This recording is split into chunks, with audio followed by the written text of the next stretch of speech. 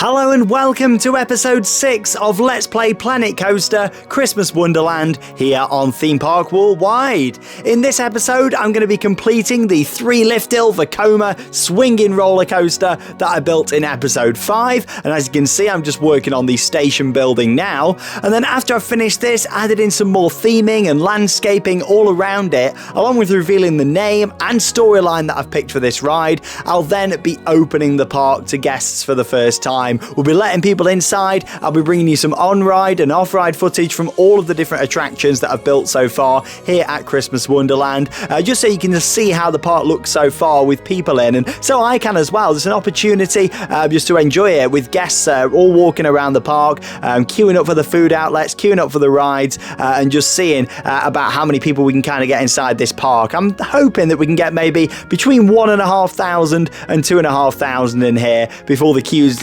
start getting absolutely ridiculous and too big. So we'll see what happens. I'm looking forward to that. But yes, as you can see, to start off, working on the station building just here for the coaster, using the same building technique there as what I have done for the rest of the Santa's Village area. Of course, this is the final attraction inside Santa's Village. You've got the ice skating rink, you've got all of the different food outlets around there, and then of course you've got the Santa's Adventure Dark Ride. But yeah, so we've got this big signature coaster. You've got the main two attractions in this park are in this area. Of course, the big dark ride, and then this roller coaster as well. Thank you so much for all of your kind words in the comments, by the way. So many fantastic comments about this park. A lot of you really enjoying it, which is absolutely awesome. So thank you so much. I really do appreciate all of your support. And it's great to be carrying on here with Christmas Wonderland. Of course, there's still going to be 4 more episodes to come. In the next episode, we're going to be continuing with the build. I've got some good ideas, actually, for what I want to put into the park next. So of course I'll be sharing a few of those with you all later and getting you excited, ready for episode 7. Of course, 4 weeks to go until the end of the series, but yes, we're going to be continuing with Christmas Wonderland all the way through until the end of December, where the final episode will be just before Christmas time. So as you can see there, the station building's complete. I mean, there's going to be some more Christmas decorations added on there, but the actual building structure is complete. And now I'm looking at all of the different trees that I can add all the way around the area, just for the landscaping to make this really fit with the forest feel that we're going with the ride. Along with that as well, I'm using all the different snow pieces of scenery all the way around, just to add to it a little bit in terms of in the queue line, around the supports, also on the footers for the rides as well, covering those over just so it all fits in with the snowy landscape a little bit better. I don't really like having the footers on display too much, if at all. I think it's a lot nicer for the theming if they can be covered up, and of course all be heavily themed over. If this was a real life park, there'd still be of course access to them footers, maybe like a door on the side that they can open up, and then it of course lets them in and do any maintenance that they need to on the footers, because that's something what, you know, a lot of parks have to do with their larger coasters, especially on a regular basis. Go and check the foundations, check the footers, tighten bolts. They put like little markers on there. It's not just with roller coasters and rides that do this, just in general for maintenance, but they can mark up the bolts, and then they can see if the bolts have been moving or not, if the line isn't straight anymore that they've marked on there and painted into place. So yeah, that's you know, something that if this was a real park, you definitely need to make sure that there's access to all of those. But as you can see, I'm covering them over with the snow here for in the game, because I just think it looks a lot better. This is all part of the queue line there. You've got this cavern, what goes into the mountain itself. We've got a really nice texture of snow all the way across the mountain, but I thought putting in these boulders just add a little bit more all the way around, snow-covered rocks, just adds a little bit more to the overall scenery that's going to be around in the queue line area. So yes, I'm really pleased with how the parts all come together. I feel like we've accomplished a lot more actually in these 6 episodes than I originally anticipated. I've always thought it's going to be a small park, and that is going to stay the same. It's going to be small compared to other parks I've built, but it's going to be a little bit bigger than what I was originally anticipating. I thought maybe over the 10 series the park would be about the size what it is now, you know. So it's actually going to be bigger than what I was originally intending. The next area that I'm going to be putting in is going to be some real classic funfair rides around in a very nice area with lots of lighting. And I've got a bit of a different theme idea for that as well around there. So I'm looking forward to putting that together. But yeah, we're going to be putting in quite a lot of rides in that area. It'll have the most rides actually out of any of the areas. Lots of classic funfair rides all coming together for that one. So that'll be the fourth themed area here at Christmas Wonderland. As was mentioning, just going around now and putting all of them snow pieces into place there, all the way around. Of course, I show you all the sped up footage for this because it'd be pretty boring watching me just putting in snow all the way around. I mean, what you're seeing here sped up to make this episode is about 4 hours worth of gameplay. So yeah, you know, it shows that you really need to speed it up, else it'd be pretty boring watching me do the same things. As well, I also cut out sections where, like this, I'm not showing you place every single one of these snowy rocks because again, it wouldn't be the most exciting. I'll just show you a little few highlights of different areas that I'm doing all the way around the coaster. But overall, I'm really pleased with how this has come together. I'll reveal the name and storyline for this ride shortly. That was absolutely fantastic. I was reading through them, and again, there was maybe 3 or 4 contenders that I all really enjoyed. And then this one really stood out to me after reading through the comments. Spent about an hour going through all the comments just to see what you guys came up with and reading your storylines. I love it. Honestly, you're so creative when it comes to storylines. I love doing the building. You guys come up with the creative names and storylines and theme ideas, which is brilliant. Putting in lots of trees all the way around here now just to fill this in nicely. As you can see, all the way along the top section just there of the mountain, down here closest to the entrance of the park itself. And yeah, this is a huge coaster. Like I say, 3 lift hills. It's a Vekoma ride with the swinging mine cars. I will show you an on-ride POV of this later in the episode as well, once all the theming's complete. And talking of theming, it's not really going to have loads in terms of buildings and that sort of thing around it. There's going to be a couple of buildings that I'm going to install that will fit with the theme that I've chosen. But overall, I think the mountain and the trees and the snow, it kind of tells its own story in its own way, really, with this one. Of course, there is still going to be the story that I've picked for it, but it doesn't need loads of items all the way around it. A big Thunder Mountain at the Disney parks and Expedition Everest as well. The main focus is the mountain and the rocks, and rather than actually putting in a lot of different buildings and animatronics and different items. You know, there's not loads at all. I'd say that maybe Big Thunder Mountain's got a couple more bits of movement compared to Expedition Everest, but of course you've got the huge Yeti at the end. But apart from that, it's mostly just the rocks and the tunnels telling the story, and that's kind of what I wanted with this. We don't need loads of other things around. With it being the cold temperatures here as well, made sure that the lift hills are pretty much undercover, apart from the first one that I did decide to leave outside because I really liked how it looks. Originally I was going to build a wooden structure around that, but I really like how it looks, so I'm just going to keep it as it is around there. Because I'm just very pleased with it. As you can see here, just added in some fence panels now all the way around the exit and queue line area for this new ride. And instead of just calling it this new ride, I think it's about time we actually gave it a name, don't you? So like I say, I want to say a huge thank you to each and every one of you that takes the time and the effort to come up with the name, the storylines that you pick, and of course comment on the video as well. I really do appreciate it, so thank you so much. But there's YouTube user Finn Piggy. I really enjoyed the suggestion made by them for the Elf Express. So here we go. That is the name officially for this ride, the Elf Express. And we've got a brilliant storyline for this as well that Finn Piggy has come up with. So I'm going to read that out for you now. So here we go. Due to the size of Santa's village, wooden carts are used to transport toys and presents from one side of the village to the other.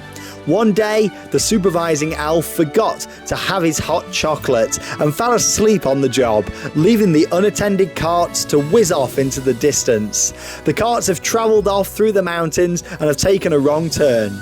hop aboard a cart of your own and go through and find the missing carts and presents. So there we go, fantastic name, thanks for that one. And that's the Elf Express. What I really liked about that and what stood out to me was the fact that, you know, you mentioned Santa's Village in there, which is the themed area, the wooden carts that the ride system actually is, you mentioned those, so it fits with that. And I really like how you brought the elves into it as well. Of course, they're a big part of the ride next door, Santa's Adventure, so I really felt like the Elf Express was a fantastic name for this, and a really nice story for that. Nothing too much, but it just really works. You know, of course, he's fell asleep from hot chocolate, he's left the carts unattended and they've gone whizzing off through the mountains, but you've got to go and help them, you've got to bring them back and step on board this cart.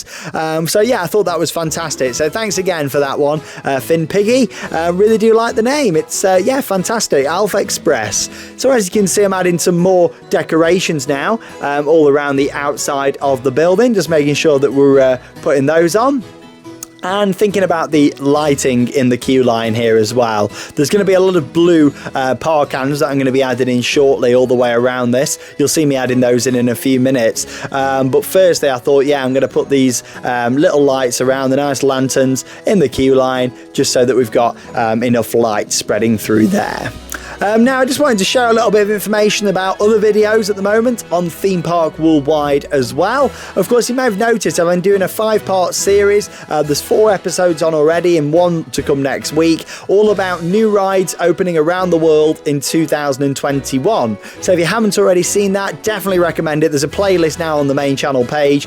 Starts off talking about the new UK rides, then Europe, then America, then Asia, and the final one will be Australia. So make sure you check out those really nice videos that I've put together all about the different rides opening around the world. So I really appreciate it, of course, if you went over and watched those, and yeah, it keeps you in the loop about exactly what's going on around the world in terms of the new investments. Along with that, of course, we are coming out of the lockdown restrictions. So that does mean that as of today, the day that this video has gone online for you all on Wednesday, of course, episodes of Planet Coasters are uploaded every Wednesday here on the channel during this series, and yeah, it does mean that we're actually allowed to go about again and visit some attractions, because some parks are opening for Christmas events here in the UK. Of course, Alton Towers, that's opening for a Christmas event. We've got quite a lot planned actually for the next few weeks, Charlotte and I, so we look forward to sharing some brand new vlogs on the channel. It'll be nice to get out there again doing some vlogs from lots of different events that we're going to be visiting, so make sure that you stay tuned for those, and of course you can see all of our past vlogs in the vlogs playlist here on Theme Park Worldwide as well.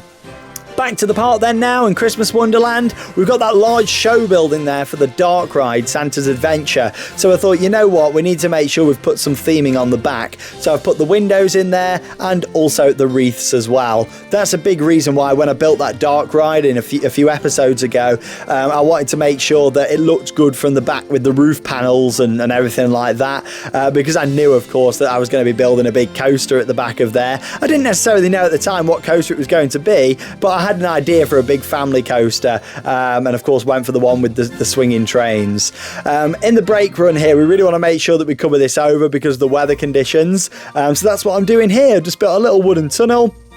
We've put some candy canes on the side, and there's going to be some lights inside there as well. It also acts as a brilliant head chopper, really close that gets to the riders as they go into it. A fantastic head chopper element, so we're going to put a bit of signage on there as well. But as you can see, putting some flashing lights in there. It'll look good in the daytime because you'll still see the lights with it being a tunnel, but even more so at night when riders make their way down into there. But yeah, as you can see, you've got the little sign on there as well. Just going to have a warning, no headroom on there, because that was one of my favourite parts of the runaway mine train at Alton Towers, and unfortunately they took that out a few years ago. I think the wood was rotting, and instead of replacing it, they actually took the theming out. Now, if you remember, of course, on the runaway mine train, you exit the station, round to the left-hand side, up a helix, but then you go through some areas where you've got all wood above you, and there's still some head choppers, but there was a brilliant one where you go down, then up into an airtime hill,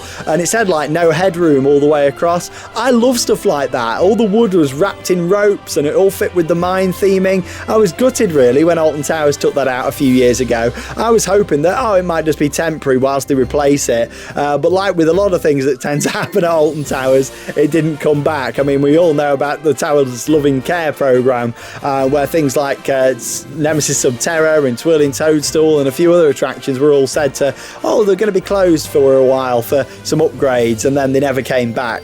Luckily, Hex did come back, because that was closed for a year for Towers Loving Care, but I was so glad that it came back. I really was. Like, I'd have been gutted if we'd have lost Hex, because it's one of my favourites at Alton Towers. It really is.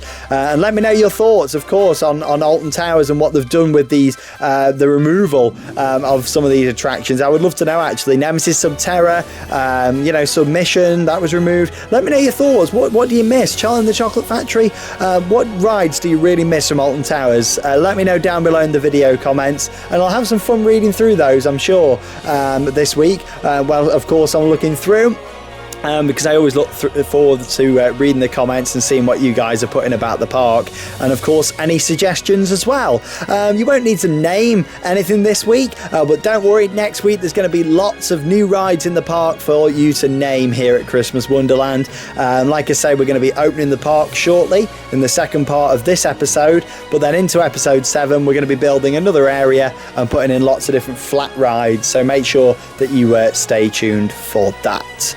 As you can see then here, I'm now putting in lots of blue lighting into the mountain itself, just to make sure that, it looks good at night time. It looks great in the daytime, but at night will be a big part of Christmas Wonderland as well. So just wanted to make sure that I put in plenty of lighting for this park in the dark. As you can see there, putting all the park hands hidden in the mountain structure as well. If this was a real park, they wouldn't necessarily be hidden away like that. They might be just dug in a little bit into the snow. But of course, just to make it look a little bit better in the game, I like to hide those out the way, especially when I know I'm not going to be changing the colours as well. Doesn't matter if I don't know where they are hidden underground. If you're going to be changing the colours at any point for events or anything like that, then yes, you want to make sure you can access them, else you'd be pretty annoyed that you couldn't change colours for events and that sort of thing. Luckily, that isn't a concern with this park, because it's one constant event. It's celebrating Christmas all the time. It really is. And I imagine that a lot of you now have got your Christmas decorations up as well. So let us know down below in the video comments if you got your decorations up, what you're looking forward to over Christmas. Are you visiting any of the parks and any of these Christmas events? Let me know down below in the video comments. Right then, we're very soon going to be opening the park to guests. We're going to be letting people in. We're going to be having some on-ride footage, some off-ride footage, some cinematics of all of the park that we've built so far in action. So just thought we're over the halfway point into the series. Let's open up the park. Let's get people in. As you can see, I've just been putting loads of staff in just to operate the shops, make sure that the rides can operate and all open. And here we go. The first guests are coming in ever to Christmas Wonderland. Merry Christmas, everybody. Come on in. And in a moment you're going to see I'm going to speed up the game just so we can get guests in a lot quicker. Now, like I said earlier on, I was hoping to get between 1,500 and 2,500. As soon as the guests started to flood in at a quick pace, as you'll see shortly, I realised that I reckon about 2,000 is a realistic amount for the amount of rides we've got in here. So as you can see, the guests are piling in now. That is the beauty of Planet Coaster. You can just pile people in. You can speed up the game and get people in quickly. There we go, they're all going in. Nice view there of Candy Cane Lane. Alpha Express there, all piling into the queue line. Of course, it runs 3 trains on that one, so pretty good capacity for that. And there we go. We're going to be, slowing down again shortly and getting on some rides. Who wants to go on some rides? Here we go. Let's start off, of course, back down in the main entrance area with the Clauses Christmas Carousel. Here we go. Nice, relaxing ride. Oh, he's enjoying it there, sitting down. What's quite funny is the guests have all got the shorts and t-shirts on and caps and that sort of thing. Get some clothes on, guys. You need to get some jeans on and some leggings and, long johns. Get nice and warm. Get your hats and gloves on. Yeah, it's a bit chilly. Oh, here we go. Going on to another ride now. Dance of the Nutcracker. Here we go. Oh, I absolutely love these. Nice classic. Oh, getting ready to go. Hey, around we go on the whip. Dance of the Nutcracker. There we go, another nice angle there in number 1. Hey. They look like they're enjoying that. So why do they not look cold? Why does nobody look chilly? Another angle there of Dance of the Nutcracker. Really nice how that's all covered up in there as well. I was pleased with that one. Oh, here we go. That's a nice angle, isn't it? A few different rides that you can see there as we board onto Glacier Heights. Here we go. Making our way up. Oh, they look like they're enjoying it there. What's going on with their glasses there? Who walks round a theme park with glasses like that? Yeah. Up we go. Looks like the family's just taking it all in on Glacier Heights, enjoying the views. Oh, there we go. Some nice cinematics. That's the beauty of this game. You can do some really good cinematics and get some fantastic shots throughout the park. Absolutely brilliant. Yeah, the Ferris wheel providing some great views. Over into Candy Cane Lane now. You've got the singers there on the stage having a good time. The rapper presenter-matic just going there in the background on the right-hand side. And of course, plenty of guests there, loads of guests buying food. That's good for the park's finances, I tell you that. They're all down there, they're being tempted in by all the smells. If that was a real park, there'd be all smells pumping out down there. You know, Disney do that on Main Street USA and other parts of the Disney parks. They actually pump out the smells. So here it'd be pumping out sweets to actually make you want to buy them. Oh, here we go, Festive Flight there in action, the Condor. We'll have a little ride on that shortly as well. Of course, that looks pretty on its own at that point. You know, there's not really anything else behind it for now until the next episode where we start working on the next area. Oh, hey, here we go. A few more different angles. Love how random the cinematics can be in this game. Fantastic. Festive Flight. Here we go. Having a wonderful flight over Christmas Wonderland. Great rides, these. Comment below if you've been on a Husk Condor. Really like these. These be one at M&D's in Scotland. Slagharen in the Netherlands. Was on that one earlier this year. Yeah, some really good ones. Oh, she's enjoying herself there. You're not a bit cold there? Honestly, get your scarf on. Get your hat and gloves on. Bet you're freezing. Oh, she's happy now. It's lowering down. The festive flight has come to an end. There we go. Right, what's up next? Then over to the ABC Tourbillon now. Here we go. The Rapper Presenter-matic. Brilliant name suggestion, this one. Love it. Here we go. All the guests enjoying themselves. Just looks like a big box, big present being wrapped, doesn't it? Really fits with it. And what I like with what I've done actually with the areas is they've all got their own unique colours as well, which works really nicely. Here we go. Guests seem to be enjoying that there, wrapping that present. Here we go. Great rides, these. Have any ever been on one of them? Yeah, definitely one I've been on. That was at Six Flags. There we go. Six Flags Great Adventure, I think it was at. Did we go on this one? Yeah, I'm pretty sure it was. Or maybe it wasn't. Maybe it was another Six Flags park. I'm not sure now. We went to that many Six Flags parks last year, but I'm pretty sure it was Great Adventure. Here we go. That's a nice angle, isn't it? See them all screaming there, enjoying the Rapper Presenter-matic on Candy Cane Lane in Christmas Wonderland. How about that? All enjoying themselves. Oh, another great angle. Such a vibrant area as well, with all the green and red mixed in with all the snowy trees. All the areas are very different so far, and the one that I'm going to be building next is going to be really different. I've got a completely unique theme for this next area, very different. We're a Christmas park anyway. Oh, there it is. The smell of chocolate will be pumping out of this one. The smoke coming out of the roof. Oh, that's another great angle of the facade for Charles Chadwick's Chocolate Chase. Here we go. Chocolate inventor, of course. We know that his business became very busy. He almost went bankrupt due to the fact that he couldn't keep up with the demand, and Charles wished that he could produce enough confections for the whole world.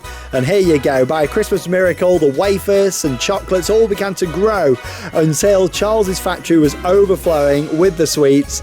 And then he rushed to hand out the candies as they grew minute by minute. And on this ride, Charles Chadwick's Chocolate Chase, you're going to head in there. There's towering piles of chocolate fingers, wafers and truffles. What a ride, and guests seem to be enjoying that there. Lots of laughs going on as they make their way through. Of course, you've got the main scene there as well, the main part of Charles Chadwick's factory. Another great angle there that shows you it in all of its glory. Really pleased with this dark ride, and pleased with both of them. Two nice big dark rides. There's a great variety of rides in this park. Like I say, I was kind of expecting, I had my initial plan in my head to have one major coaster, two dark rides and lots of flats, and we're in episode 6 and we've already done that. So like I say, this park is going to be bigger than what I was expecting. Oh, gingerbread man, oh, pretzels, Oh, they're loving it. Guests are all smiling there on Charles Chadwick's Chocolate Chase. Over into Santa's village then now, where you can go and meet the big man himself. Santa, of course, will be doing meet and greets all the way around throughout this area. You can meet the elves and, of course, go and see Santa as he's making his way all the way around his village. You've got the wonderful ice skating rink there in the middle. Unfortunately, guests can't use that in the game, but if it was a real park, they'd definitely be on there and enjoying it in this square area, this town square that we put together with the big Christmas tree. And here we go. Looks like a big queue, queuing out the entrance here for Santa's Adventure. Here we go. A magical wonderland. And here we go, making our way in to the queue line there. Blimey, that's busy. I won't fancy waiting in that queue line, but at least it's nicely themed and lots of Christmas decorations. Here we go. So Santa Claus, we know that he's always marvelled at his magnificent workshop that he's kept hidden deep in the North Pole from the rest of the world for many years. We know that after discussing with Mrs. Claus, he's opened up his workshop so many other people can enjoy his life's work and gain satisfaction from the hearty smiles on people's faces. And I can see them smiles there as they enter through into the workshop and whiz and whirl through the many rooms on show. Of course, one of them rooms is the main part of the workshop itself that these guests are now making their way into. And here we go, you can see all that machinery in there, fire effects, lots of different stuff going on, loads of lighting, it's all very vibrant in there.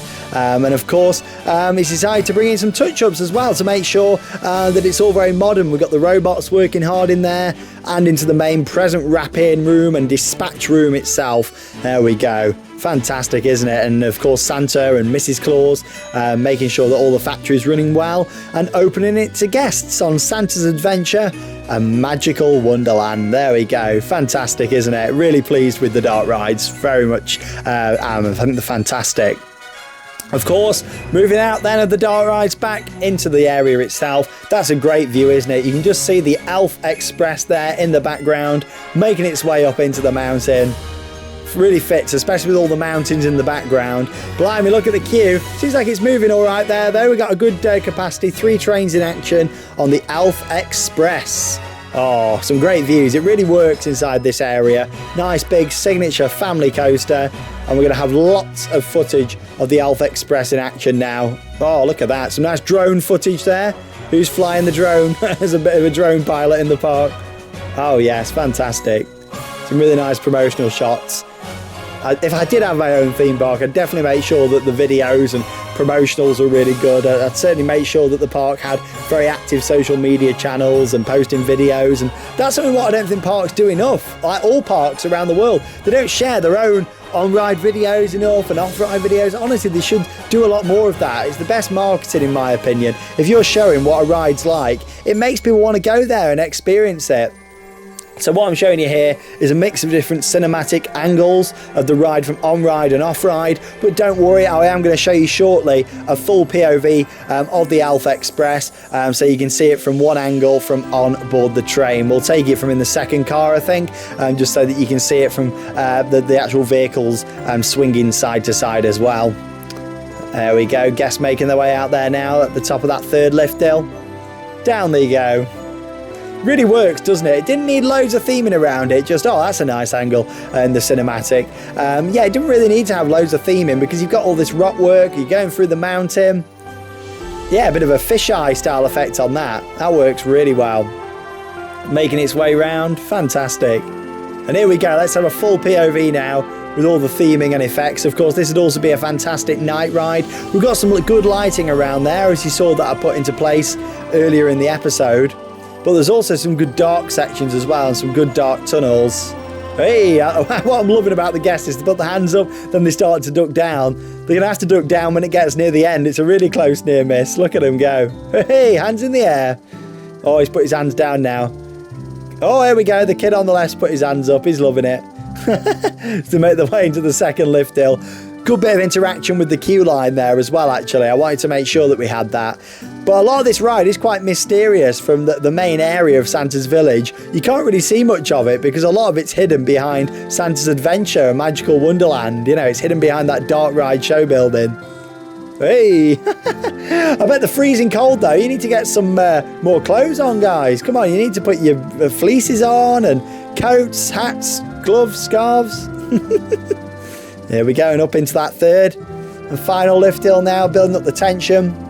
Of course, if this was a real ride, and there'd be, a lot of people screaming in there in the tunnel, and that'd be echoing down, creating some good ambience all the way around.